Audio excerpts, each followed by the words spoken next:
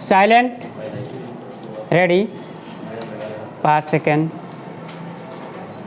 Start. महोदय, किसी भी कार्य में जीत व्यक्ति के तन मन को जोश और हौसले से भर देती है। क्या आप किसी ऐसे व्यक्ति से मिले हैं जो हारना चाहता हो? शायद नहीं मिले होंगे। ऐसा इसलिए है क्योंकि लोगों के दिमाग में एक छवि बनी हुई है कि जो हार जाता है वह कमज़ोर, पराजित, नौसिखिया होता है। परंतु क्या वास्तव में ऐसा है? क्या हारने वाला व्यक्ति सचमुच ऐसा होता है? नहीं, बिल्कुल नहीं।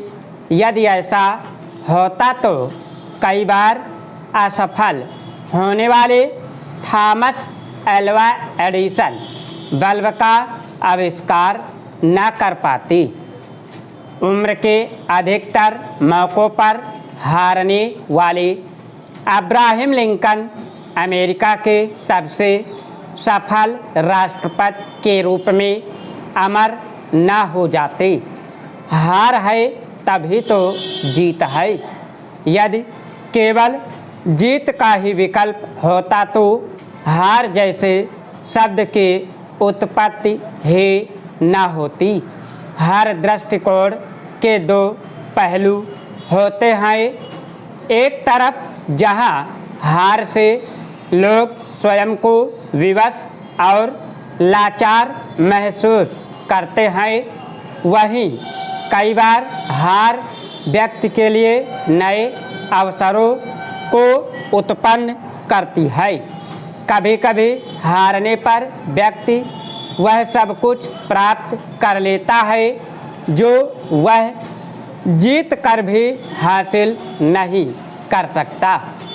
इसलिए जीवन में बचपन से ही बच्चों को खेल खेल में जानबूझकर हारने के बारे में बताना बहुत ज़रूरी है। ऐसा करने से बच्चे प्रारंभ से ही हार को सामान्य तरह से लेना सीख जाएंगे। एक जापानी वाक्यांश माके रुकगा काची यही बताता है। इसका हिंदी में अनुवाद है हारना जीतना है। माके रुगा काची यह विचार व्यक्त करता है कि हार को न केवल हृदय से स्वीकार करो, अपितु कभी कभी किसी विशेष स्थिति में हार मान लेने को भी जीवन से जोड़ लो। जब व्यक्ति जानबूझकर हारता है तो वह जीवन में अच्छे मित्रों को प्राप्त कर लेता है और अधिक तरक्की करता है।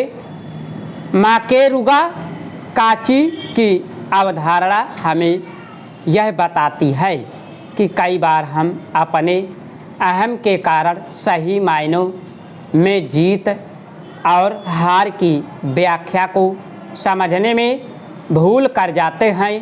इसलिए सदैव जीत को अपने व्यक्तित्व का प्रश्न नहीं बनाना चाहिए। हारने के बाद जीवन में आश्चर्यजनक तरीके से वह सब कुछ प्राप्त किया जा सकता है जो जीत नहीं दे सकती। जीत यदि मंजिल है तो हार सीढ़ियाँ हैं। मंजिल तक पहुँचने की कोई लिफ्ट नहीं होती। वहाँ पर एक एक सीढ़ी के पड़ाव को पार करना ही पड़ता है। लिफ्ट वह सबक कभी नहीं सिखा सकती जो एक एक सीढ़ी पार करने के बाद व्यक्ति सीखता है। एक एक सीढ़ी ऊपर चढ़ने के बाद ही जीत के सही मायने समझने में आते हैं। यदि कोई व्यक्ति हार जाता है तो इसका अर्थ होता है कि उसने मंजिल पार करने के लिए कदम बढ़ाने आरंभ कर दिए हैं। परंतु कोई व्यक्ति शुरुआत ही नहीं करता तो वह माकेरुगा काची को कभी समझ ही नहीं सकता। सीधी सी बात है, जो आगे बढ़ेगा वही हारेगा और वही एक दिन जीतेगा भी। इसलिए हारना ही जीतना है।